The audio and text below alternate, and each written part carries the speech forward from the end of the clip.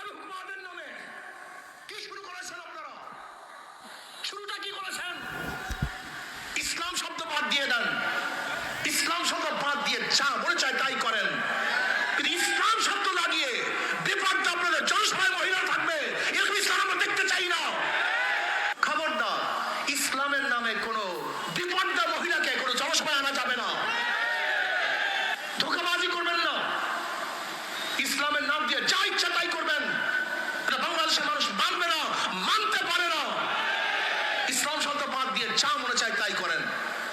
আমরা সমস্ত রাজনৈতিক দলকে কিছু বলবো না, কারণ তাদের ইসলাম নাই। কিন্তু ইসলামী আন্দোলনের নাম দিবেন, ইসলাম নাম দিবেন, আর সেখানে শরীয়ত বিরোধী কাজ করবেন, এর ইসলামী আন্দোলনের কোনো প্রয়োজন নেই। আমি স্পষ্ট ইসলামী আন্দোলন বাংলাদেশের প্রত্যেকটা নেতা কর্মীকে বলবো, শরীয়তের খেলাফ কোনো কাজ করা যাবে না। ইসলাম হুকুমাত কায়েম করবো শরীয়তকে বাস্তবায়ন করার জন্য, শরীয়তকে ধ্বংস করার জন্য নয়। আর শরীয়তকে ধ্বংস করে কিসের ইসলামী হুকুমাত? কেবল সামনে ইসলাম হুকুমাত কায়েম করার জন্য। শরীয়তকে বিনষ্ট করে কেবল সামনে ইসলাম হুকুমাত কায়েম করার জন্য, এরকম ইসলাম হুকুমাত আমরা চাই না।